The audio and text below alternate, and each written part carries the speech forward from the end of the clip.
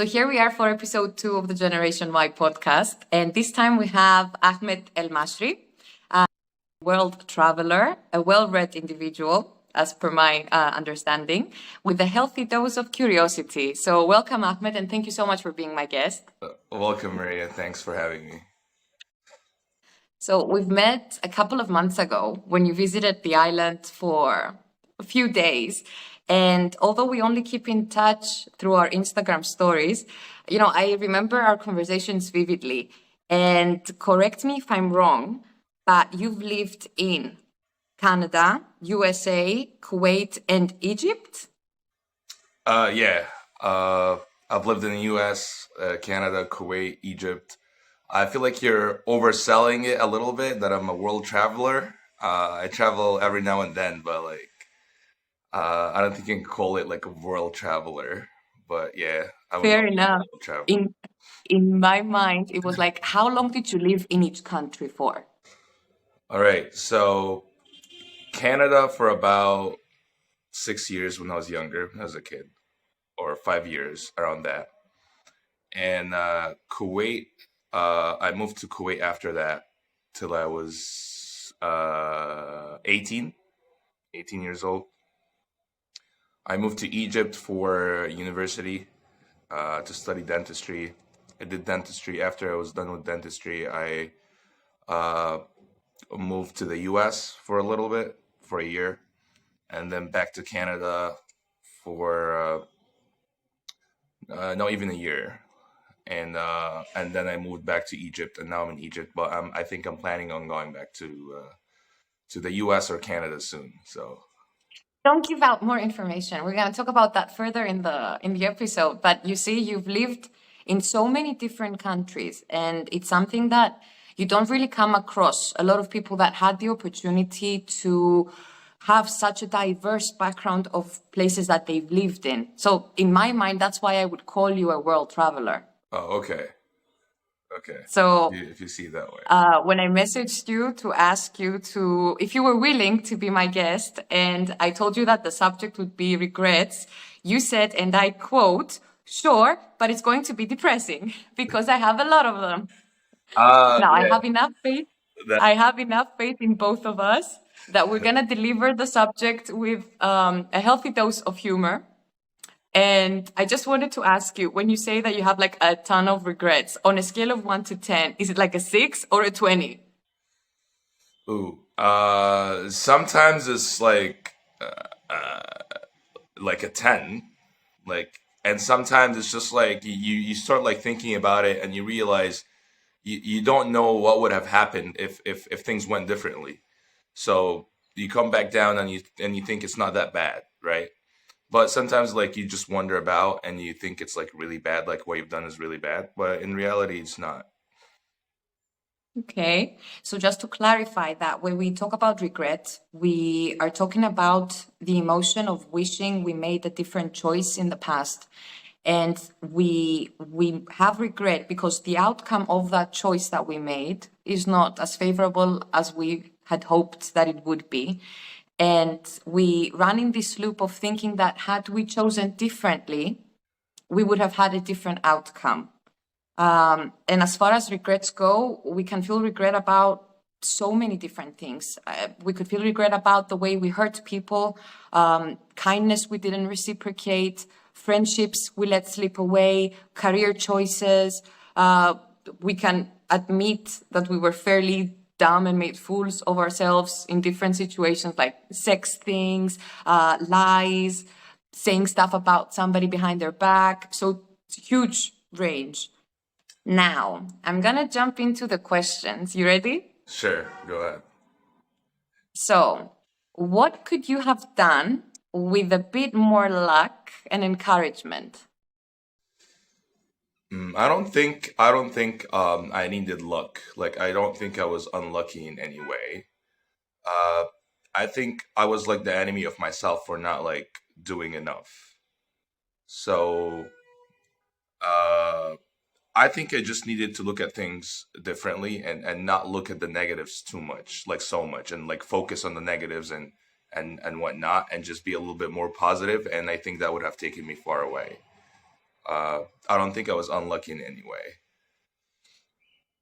So Okay. yeah, What colleague or professional contacts would you like to apologize to and why? a colleague or a partner, like at work, Yeah, whatever, professional contact. professional contact that I would like to apologize to. And Uh, why? We need the story. okay, let me think about it. Uh maybe. Oh, okay. Maybe when I get hired and I just decide not to show the next day, like I go for one day and I'm like done. I've done this like twice or about like I think three times where I would just like from the first day I would decide that this is not for me, and then so we have to go through the interview process and whatnot, and I just show up for the first day and I would like disappear. So maybe I would apologize for them. You wouldn't even tell them, like, I'm not coming tomorrow, guys. See Oh, ya. I tell them by the end of the day of the first day, like, hey, I don't think this is working out for me. I'm sorry, I'm not gonna show up tomorrow, and that's it. So So maybe you would those, apologize for kind of like wasting their time. yeah, kind of. But then again, like, most of the time, like two of my jobs were like monthly paid, so I worked for free for one day. So there's that. There you go. Fair enough. If you had a time machine, Oh, which mistake would you go back and correct in your career? oh, okay. This is a big one for me. I think this is my biggest regret in life, and it's basically not doing something that I'm passionate about. Like I would listen to my parents, to my friends and whatnot, and doubt myself about what I want to actually do, and do what they want me to do. And I think this is one of my biggest regrets. But then again, like we said, we don't really know if I had pursued my passion, where would I have been now? Um, so yeah, my biggest regret is doing dentistry instead of like following a career that I would be more passionate about. Do you know which career that would be? Do you have an idea? Yeah, definitely being a pilot, or being like doing something in IT, like programming, um, coding. Uh, yeah, something along those lines. But dentistry was like really far away from my passion. Have you ever Okay. told anyone that you wanted to be a pilot? I Would think I'm they would really, that surprise them? I the thing is, I think I'm really loud about my thoughts, and I express this a lot. So I don't think people would be surprised, because I express it all the time. I express that I dentistry is not that I'm not that big of a fan of dentistry. I do it. I'm not bad at it, but like I just don't enjoy it as much, and I feel like yeah, I might actually switch my career soon. So I think they'll be surprised that I let dentistry go, but they wouldn't be surprised that I did it. Like I Okay. that I actually took the step. They know that I wanted to like switch careers, but they would be surprised that I've done it all of a sudden at 30. So we'll see. So, what are your plans for like the next 5, 6 months? Because you are, you're quite forward now that I don't see me being a dentist for much longer. Um, Nothing is for sure, but like I would love to like believe that as soon as I start the process that I would like put like a timeline, um, and maybe not take more than a year between like me like doing the research, studying, and getting a job. So yeah, I think I would probably put like a year on it, time frame.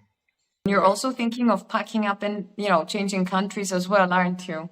Yeah. Basically, yeah. What I'm thinking is, if I want to do coding, I want to be doing it in North America. So either like Canada or the U.S. So hopefully that works out for me. And But if not, if anything goes wrong, I think I'll be just a dentist here. So we'll see.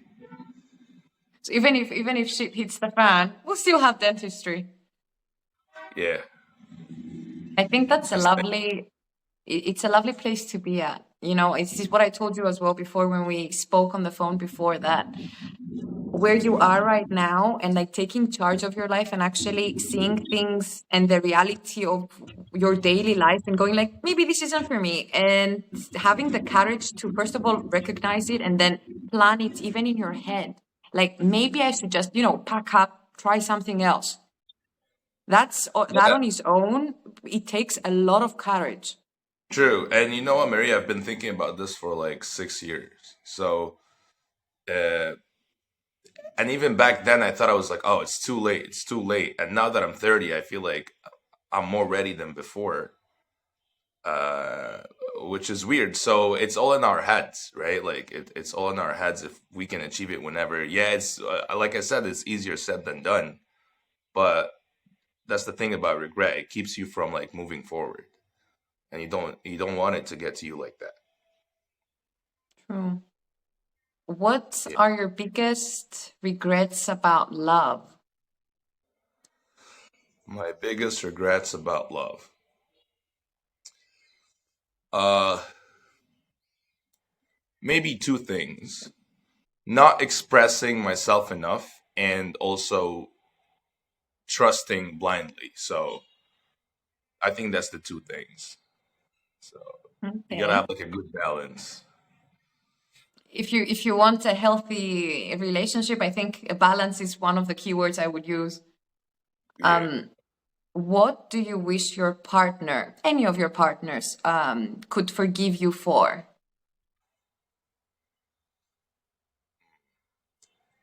Maybe not expressing my emotions as much. Like maybe being like too tough, if you want to call it, or not being like spoken enough, or like like expressing my feelings enough in general. Okay, that's nice. If you try to comfort yourself about what's wrong in your life, Okay. what would you say to yourself? Honestly, it's not too bad. It's not too bad at all. Like I'm just being like nitpicky and whatnot. Like I'm having a good life regardless, even if I'm like not. It's not like the life I envisioned. Uh, Me being at 30, I'm still like doing okay. I'm still happy. Even if I try to like believe that I'm not happy about it, in reality there's not a big deal. Like there's nothing really going on that is going to make me depressed. Obviously down the line something bad is going to happen, like a relative might die, or I get like a really bad illness or lose a limb. So obviously I'm just like feeling bad in advance. So there's actually nothing wrong. Yeah, I'm trying to find an excuse to be sad, but in reality, it's not bad. It's not that bad. I think you just kind of described the entire human mind. As in, I think we are kind of programmed to look for things to be sad about. It's easier to look for what's wrong than to look for what's right, if that makes any sense. That's true. And then you realize you were in a better place when you go into like much worse situation. Is when you realize, okay, it wasn't too bad back then.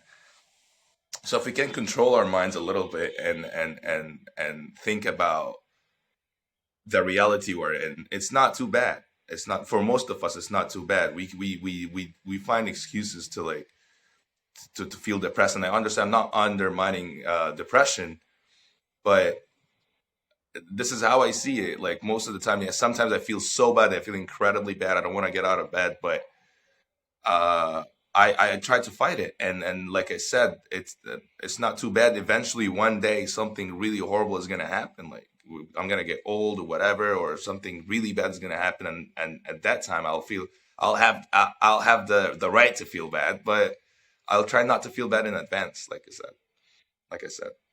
Come on, you have the right to feel bad about so many different things. They don't have to be huge. Allow yourself to True. feel bad True. when you feel bad. True. What I'm saying is like this is what I think about when I'm trying to like cheer myself up Yeah, or remind myself to look at the positives and whatnot and just get going. true. And don't forget, we're really young. I mean, in our 20s, it's the first time you're going to experience heartbreak. It's the first time you're going to understand that maybe your career isn't for you. It's the first time that, things happen. So obviously, once you've gone through it one or two or three times, you know that, well, I've been through worse. Yeah, and also I don't like to keep using like, oh, we're really young, because if I keep using like that, like it used to do. Now I'm 30. I don't want to call myself young anymore because what happens if I'm like when I'm 40? I don't want to. Oh, I'm not young anymore, so the motivation is gone. I like to say that I'm just like going through life, and it is what it is. Now I'm 30. It doesn't mean anything. Now I'm 40. It doesn't mean anything as well. I'm just trying to advance in life and move forward. So it doesn't matter if I'm young or old or whatever's happening with my age. Like if I'm like losing hair, if I'm going bald, if I'm getting a belly, it's fine. It's fine. I'll just gonna keep moving forward from there and not think too much about the number. I love that. Okay. Now, how would you, in three or four sentences, describe what regret feels like for you and the mindset that you've developed in order to feel better about it? All right. Okay. For me, regret has is always like something that is holding me back. So it's always like thinking about the past and feeling really bad about it and crying about it and not doing anything about the future. So for me, regret for some people it's like something to look to reflect on and not do the same mistake.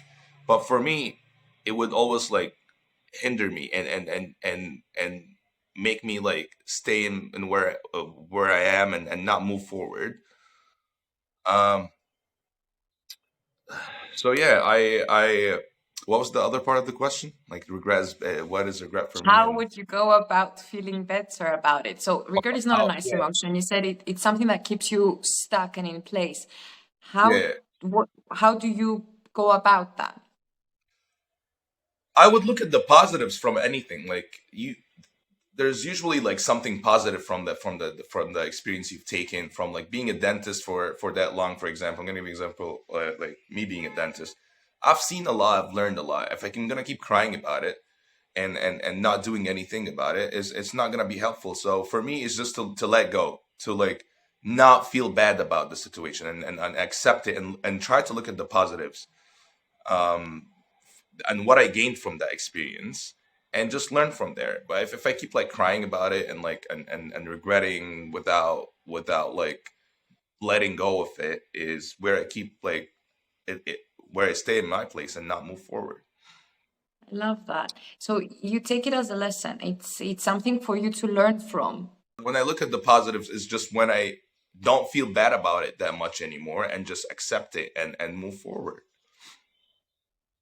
But do you make sure to learn something from it so that hopefully down the line you don't fall into the same pitfall again?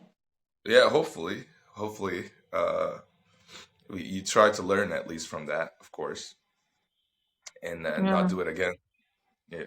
I love the mindset.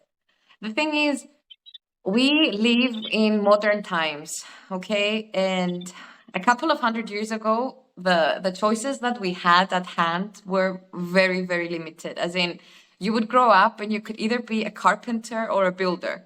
It didn't have to do so much about you deciding, oh my God, this career is gonna make me happy. No, it had nothing to do with happiness. Dude, you're gonna be A or you're gonna be B.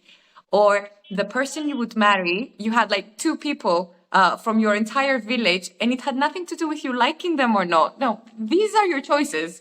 You take A or B, and end of story.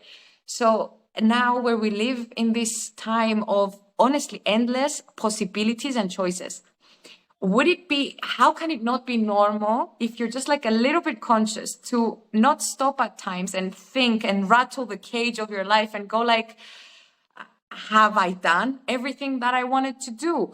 Am I happy with what's going on? And how can you not panic at any opportunities you may have missed?